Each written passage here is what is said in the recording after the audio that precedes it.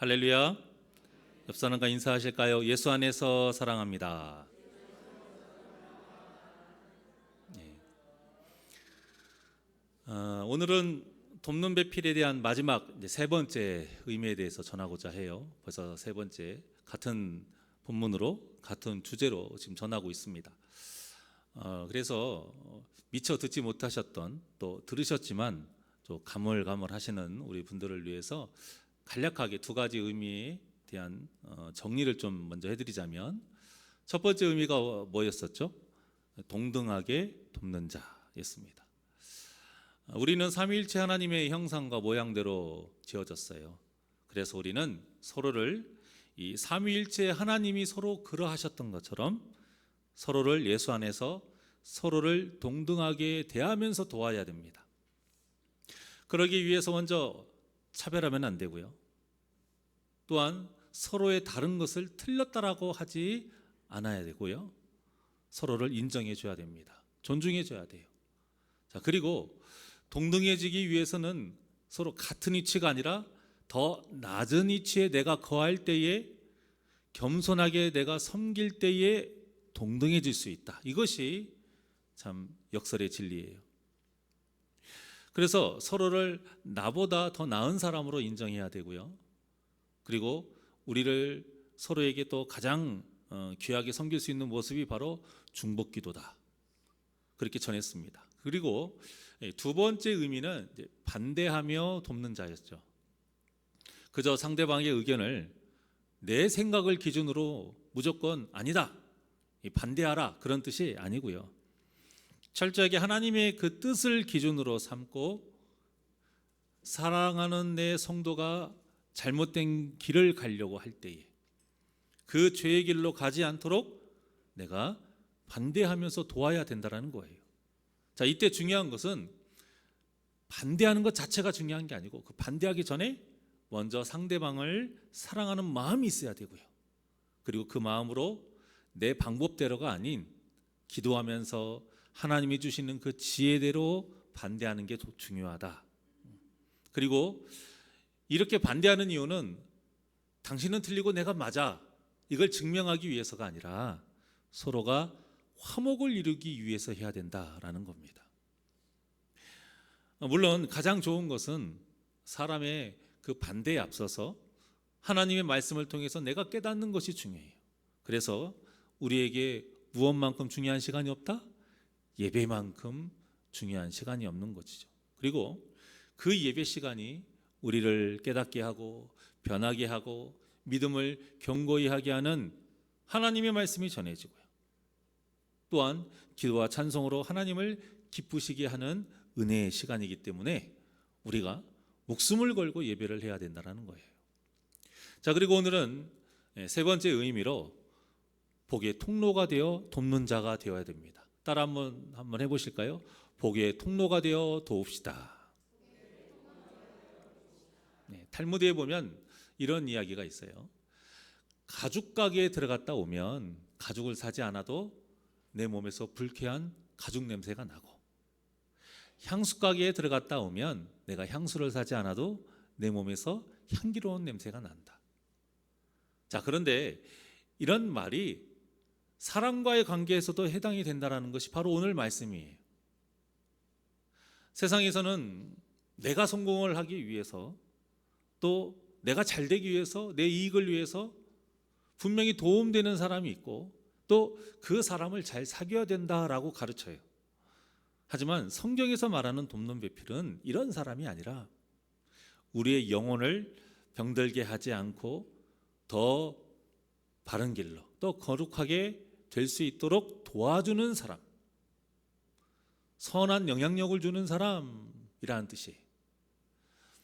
위기가 닥쳤을 때에 세상으로 향하지 않도록 붙잡아주고 하나님을 더 붙들 수 있도록 옆에서 같이 도와주면서 힘이 되어주는 사람이 바로 복의 통로가 되어주는 자인 거예요. 성경에도 이런 믿음의 사람들이 참 많이 있습니다. 그 중에 한 사람만 말씀을 드리면, 전쟁 포로로 잡혀왔다가 나아만 장군의 아내의 수종을 들었던 그 이스라엘 소녀, 그 소녀도 이에 해당이 되는데요. 자, 열왕기하 5장 3절의 말씀입니다. 시작.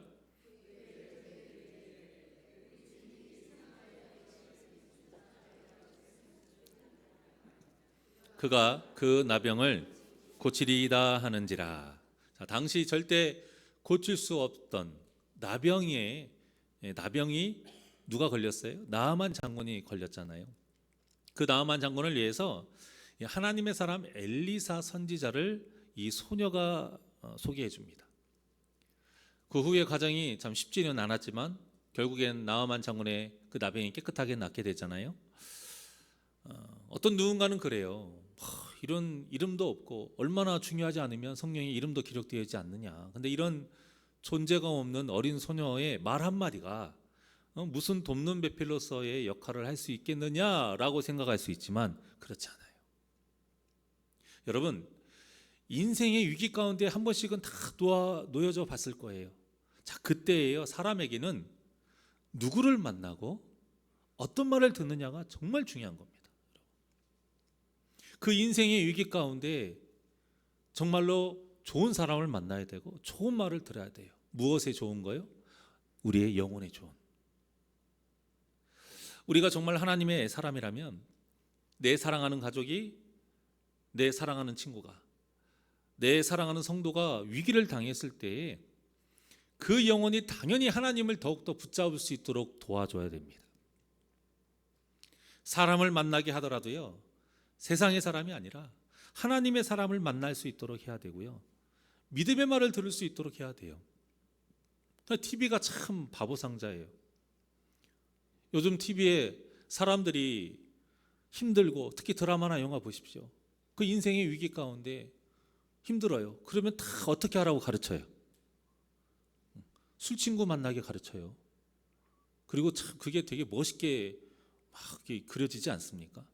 그러니까 그것을 보면 이 아이들의 마음에 무엇이 심어지냐면, 힘들면 나 술 사주는 사람 만나야 되는구나. 그러면 그 사람이 다 옆에서 내 문제를 자기 문제처럼 위로해주고 다 하면은, 그렇게 한 잔 마시고 일어나면 그 문제가 해결이 되고 마음이 평안해지겠구나. 말도 안 되는 걸 가르친다라는 거예요. 그렇지 않아요. 우리 새날교회가 매년 다니엘 기도회를 같이 참여하잖아요.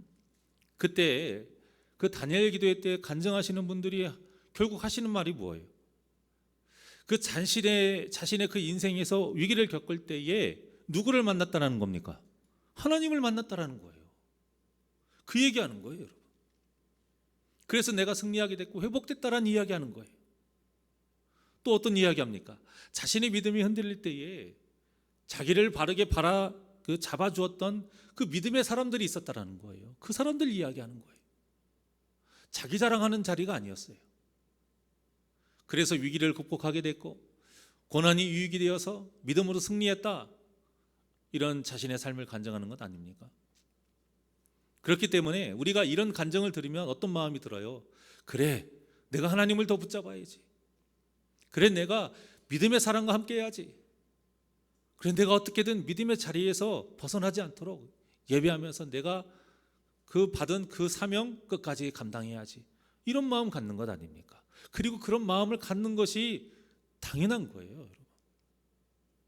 그런데 하나님을 믿는다면서 세상적인 반문만을 말하고 세상으로 자꾸 이끄는 성도가 있다라는 거예요. 물론 그런 식으로 해서도 문제가 해결될 때도 있습니다. 자, 하지만요, 하나님을 철저하게 배제하고 세상적인 방법과 세상 사람과 함께해서 문제를 해결하는 것은 그 영혼에게 전혀 유익이 되지 않아요.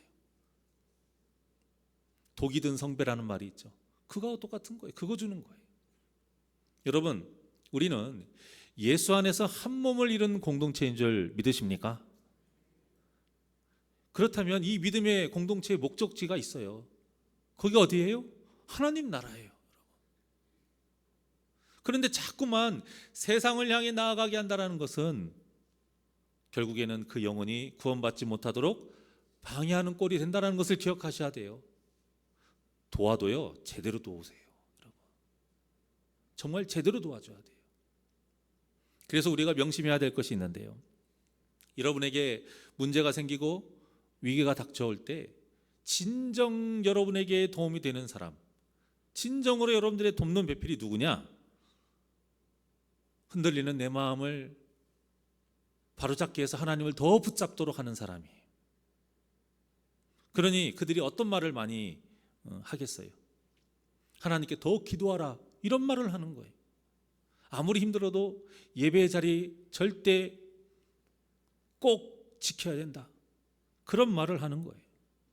물론 우리가 이 마음이 힘들 때 이런 말들이 물론 맞는 말이지만 달갑게 받아들여지지 않을 수도 있습니다. 하지만 여러분, 그래도 받아야 돼요. 그리고 그런 마음 당연한 거예요. 왜냐? 사탄이 이런 기회를 놓치지 않거든요. 사탄이 어떤 존재입니까? 사탄이 하는 일이 뭐예요? 딱 하나밖에 없어요. 뭐 어떤 모습으로 하든 사탄이 하는 일은 단 하나예요. 하나님과 우리 사이를 멀어지게 하는 거예요. 그러니 우리 인생의 위기 가운데 있을 때에 이런 믿음의 권면의 말이 달게 느껴지겠습니까? 당연히 달지 않죠. 제가 지금까지 부교육자 사역만 한 15년 정도를 했는데요, 그동안 제가 성도님들에게 가장 많이 했던 말이 무엇이겠어요? 두 개입니다. 그래도 예배 자리 꼭 지켜야 됩니다. 아무리 힘들어도 하나님께 꼭 기도하셔야 돼요. 이 두 개가 가장 많이 한 말이에요. 부교육자가 평일에 가장 중요하게 하는 일이 뭐냐? 결석 신방하고요, 환자 신방이에요.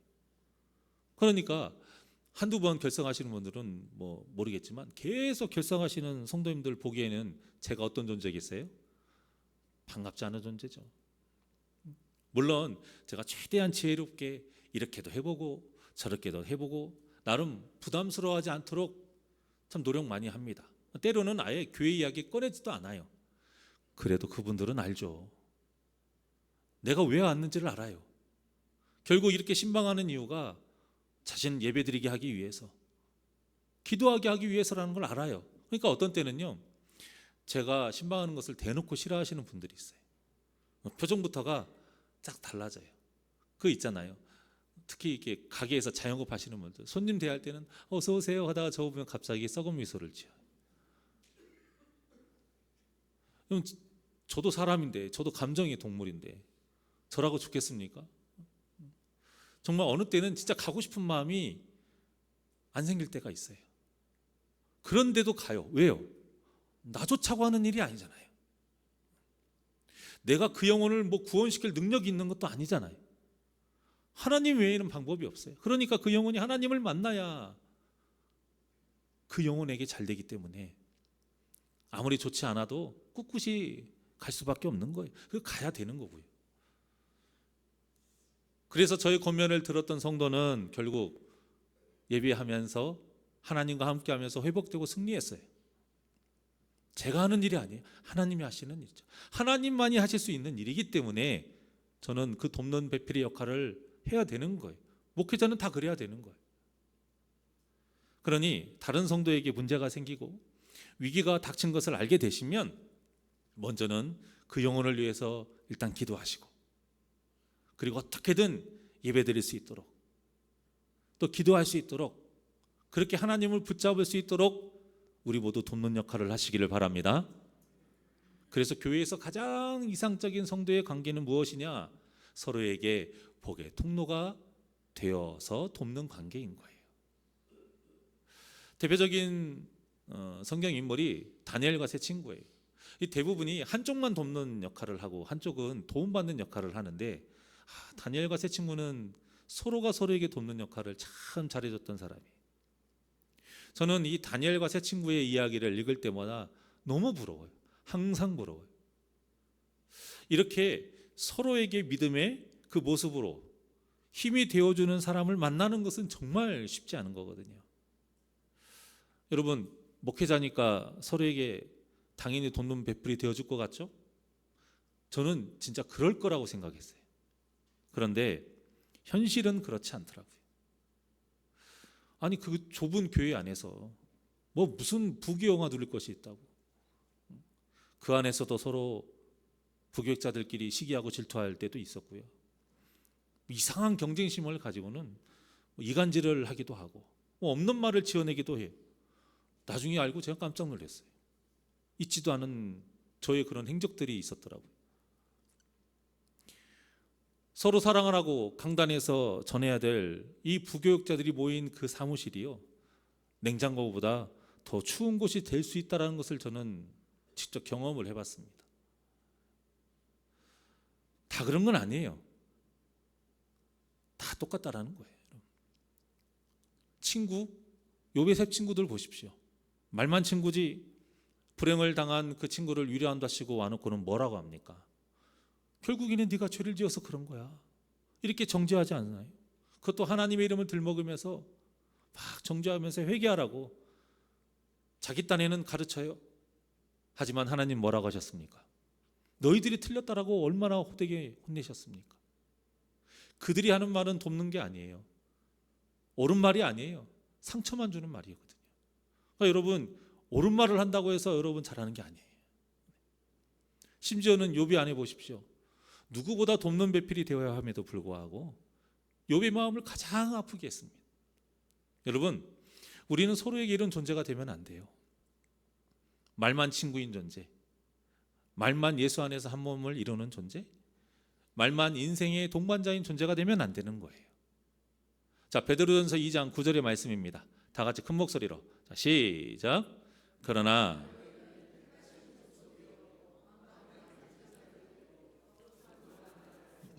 그의 소유가 된 백성이니 이는 너희를 어두운 데서 불러내어 그의 기이한 빛에 들어가게 하신 이의 아름다운 덕을 선포하게 하려 하심이라.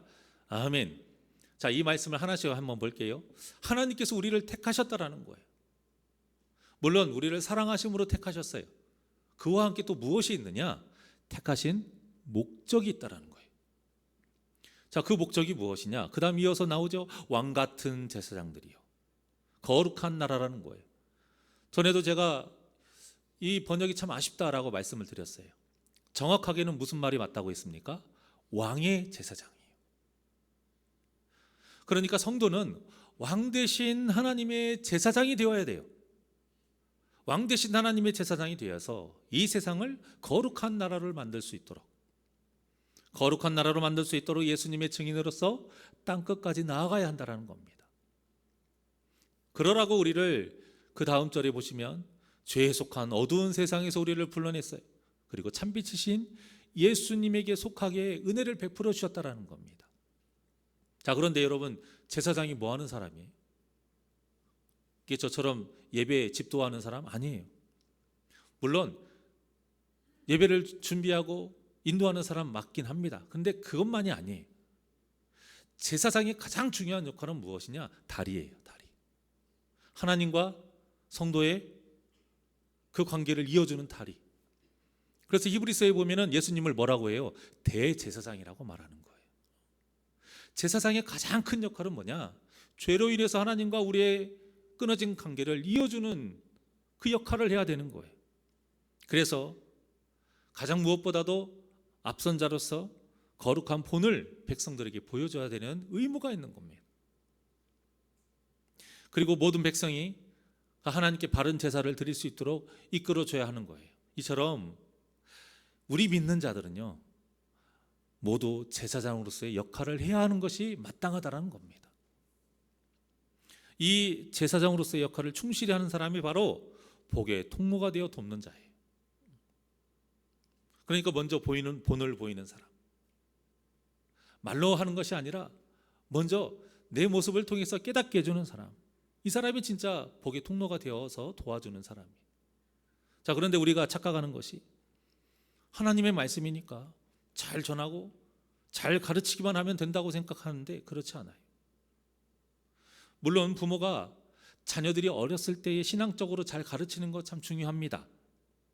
목회자가 바른 신학을 가지고 성도를 그 교리적으로 철저하게 잘 가르치는 거 좀 어려워도 그런 교리적인 거 가르치는 거 중요해요. 하지만 본을 보이지 않고는 아무리 잘 가르쳐도 소용이 없다는 겁니다. 한 저명한 신학 교수가 이런 말을 했어요. 기도 자체가 중요한 것이 아니냐. 물론 기도 자체도 중요하지만 그 못지않게 중요한 건 어머니가 일상에서 기도하는 모습을 보여주는 것이다. 혹시 이지선 자매님이라고 들어보셨어요? 한 번쯤은 들어보셨을 거예요. 2000년 7월 30일에 이 자매가 당시 이제 이화여대 유아교육과 4학년이었거든요. 학교에서 공부를 마치고 집으로 돌아가는 중에 음주운전자가 낸 7중 추돌 사고가 있었는데 그로 인해서 이 몸의 55%가 3도 중화상을 입습니다. 불에 탄 거예요. 이 사고 이후에 40번이 넘게 엄청난 수술을 했고요. 굉장히 얼굴이 아름다웠는데 그 얼굴을 잃었어요. 그리고 손가락이 엄지손가락 빼고 8개의 손가락을 다 한마디씩 다 잘라냈습니다. 그리고 아시겠지만 화상을 입은 환자는 그 화상 살이 자꾸 잡아다녀요. 그러니까 그것을 교정하지 않으면 척추가 끊어집니다. 그래서 계속 주기적으로 수술을 또 해야 돼요. 그래서 이 자매님이 안면장애하고 지체장애 1급을 받았어요.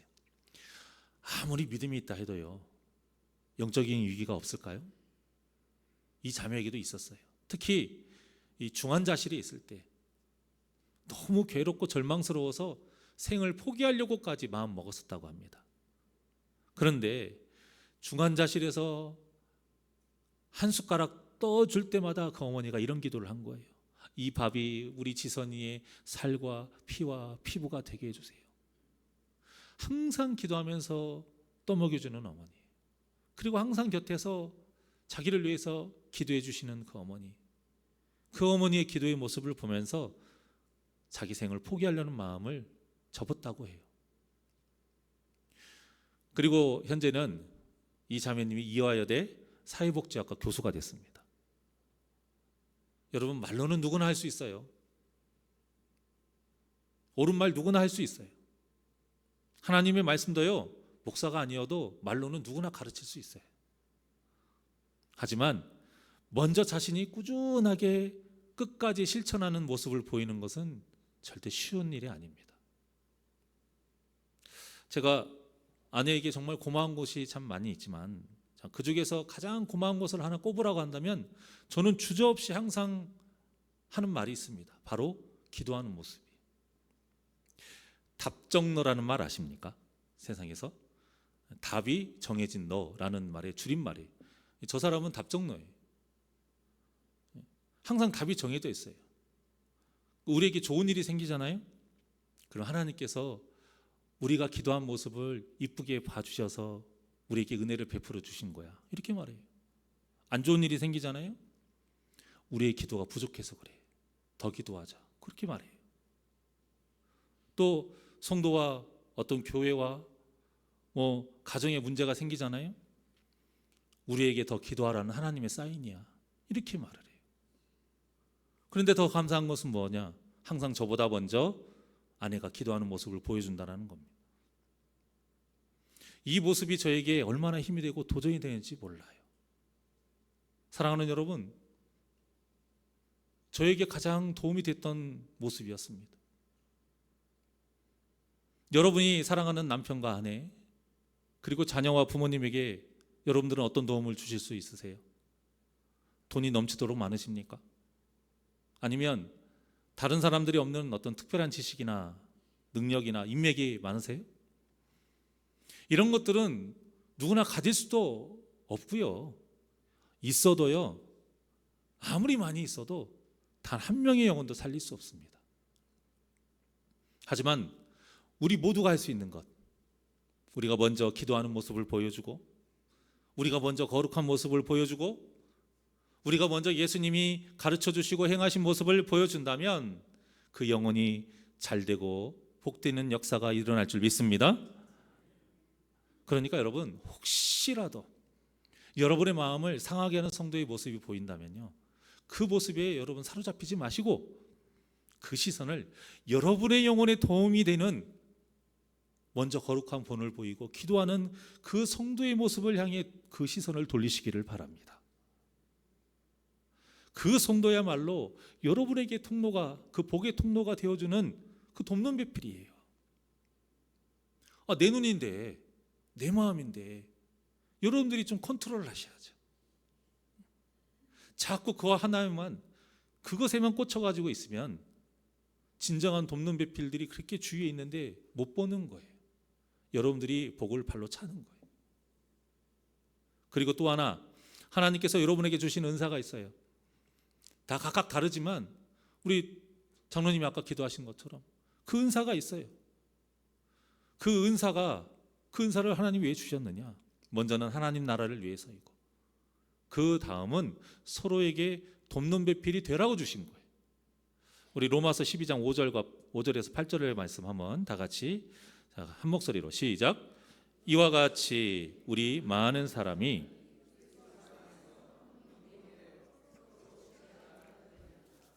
우리에게 주신 은혜대로 받은 은사가 각각 다르니, 혹 예언이면 믿음의 분수대로, 혹 섬기는 일이면 섬기는 일로, 혹 가르치는 자면 가르치는 일로, 혹 위로하는 자면 위로하는 일로, 구제하는 자는 성실함으로, 다스리는 자는 부지런함으로, 긍휼을 베푸는 자는 즐거움으로 할 것이니라.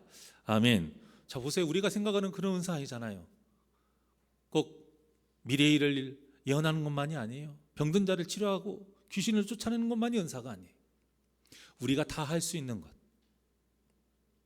우리가 그리스도 안에서 한 몸을 되어서 서로 지체가 됐는데, 이 말이 구체적으로 무엇이냐? 지금 그걸 바울이 좀 상세하게 설명을 하고 있는 거예요. 이 중에서 제가 다른 건 일단 둘째치고요, 섬기는 일, 위로하는 일, 구제하는 일, 여기에 대해서만 제가 좀 말씀드리고 싶어요. 자, 그 다음 13절에서 15절까지 말씀입니다. 시작. 성도들의 쓸 것을 공급하며 손 대접하기를 힘쓰라. 너희를 박해하는 자를 축복하라. 축복하고 저주하지 말라. 즐거워하는 자들과 함께 즐거워하고 우는 자들과 함께 울라. 아멘. 누구나 할 수 있는 거 아닙니까? 여러분, 이 말씀을 지키며 살아갈 때에 우리가 복의 통로로 돕는 배필이 될 수 있다는 것을 꼭 기억하시기를 바랍니다. 특별한 일 아니잖아요. 배워야지만 할 수 있는 거 아니잖아요. 부자만이 할 수 있는 일 아니잖아요. 젊고 힘이 있어야지만 하는 일이 아니잖아요. 성도님들 중에 다른 분들의 환경적인 어려움이나 어떤 건강의 어려움을 그냥 지나치지 못하고 유독 어떻게든 힘이 되어 주시려고 도움을 주시는 분들이 있어요. 그런데 예수님도 그렇게 하셨고요. 사도 바울도 하는 말이 뭐냐? 우리 모두가 이래야 된다는 거예요. 14절에 보면 자신을 미워하고 마음에 상처를 주는 자를 위해서도 모두가 뭐래요? 축복하고 저주하면 안 된다는 거예요. 그런 사람만이 몇몇이 하는 게 아니고 우리가 다 그래야 된다는 거예요. 또 15절과 같이 즐거운 일에 내일처럼 같이 즐거워하고 슬픈 일에 내일처럼 같이 슬퍼하는 그 사람이 진정으로 그리스도 안에서 한 몸을 이룬 성도라는 겁니다. 그러니까 여러분, 어떤 경조사에 결혼식 기쁜 일은 좀 어쩔 수 없다 칠더라도 슬픈 일을 당할 때에는 여러분 관계를 그렇게 깊게 맺지 않았어서요, 성도라면 함께 하셔야 됩니다. 이제 내가 등록한 지 한 주 됐어요. 그런데 아는 사람이 누가 있겠습니까? 그런데 상을 당했어. 함께 하는 것이 마땅한 거예요. 몰라도. 왜? 우리는 그리스도 안에서 한 몸을 이룬 지체니까요. 그것이 당연한 거예요. 이렇게 그리스도 안에서 한 몸으로 돕는 배필이 되려면 어떻게 해야 되느냐? 자, 그 다음 보시죠. 16절에서 18절입니다. 시작. 서로 마음을 같이하며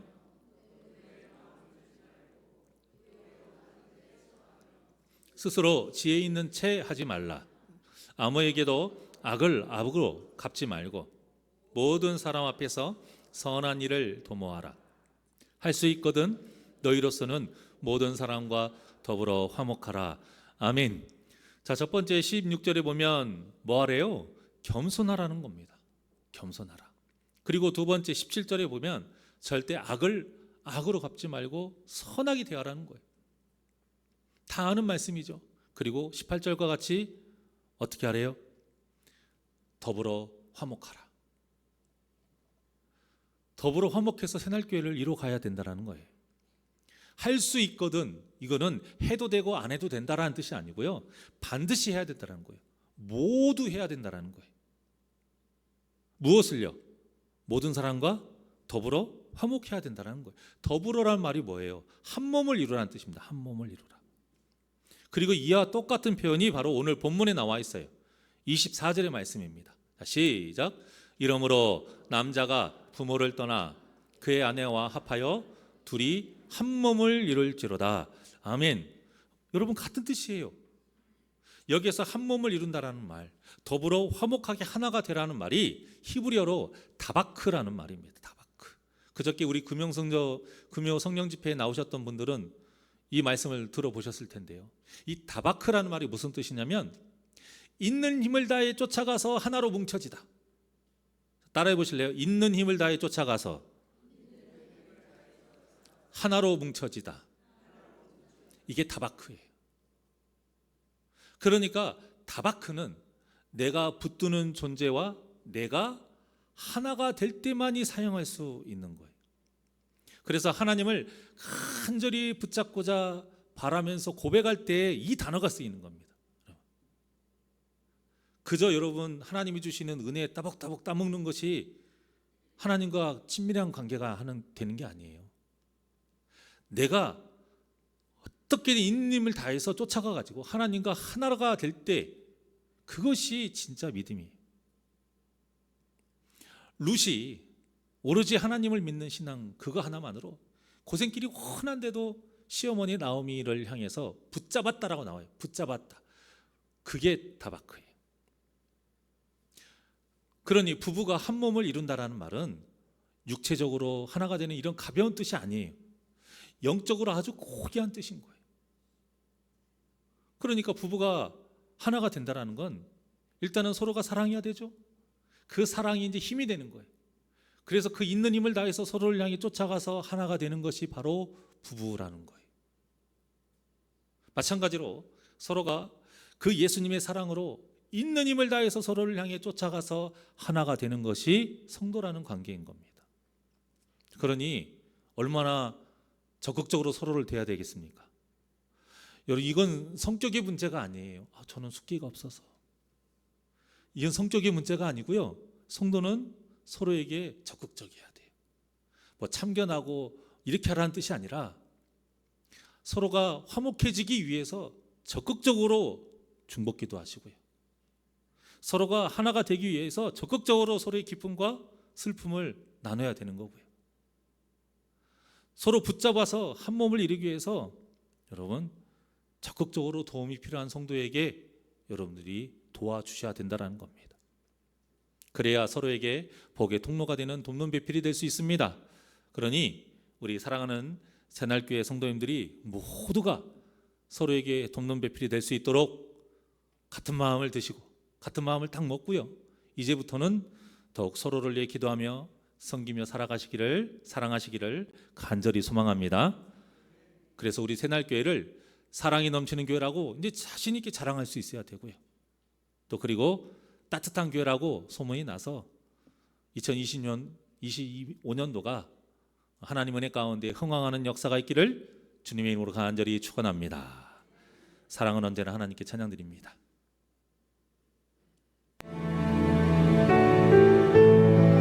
우리 두 손을 가슴에 얹고 여러분 앞에 보이는 성도님들의 뒷모습을 보시고 더 생각나는 그분들을 생각하시면서 특히 나와 친하지 않았던 성도님들을 생각하시면서 찬양합니다. 사랑은 언제나 오래 참고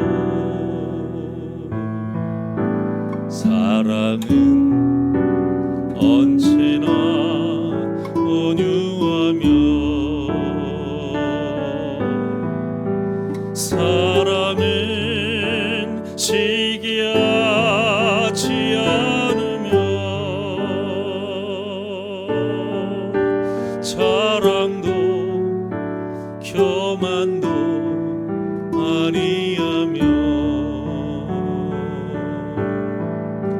사랑은 불에 행치 않고 자기의 유익을 굳지 않고 사랑은 성내지 아니하며 진리와 함께 기뻐하네. 사랑은 모든 것 감싸주고 바라고 믿고 참아내며 사랑은 영원토록 변함없네. 믿음과 소망과 사랑은 이 세상 끝까지 영원하며 믿음과 소망과 사랑 중에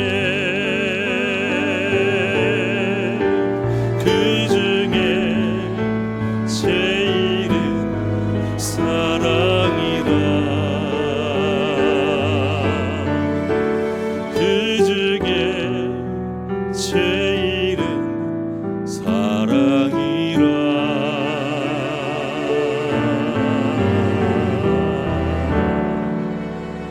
기도하시겠습니다. 사랑의 하나님,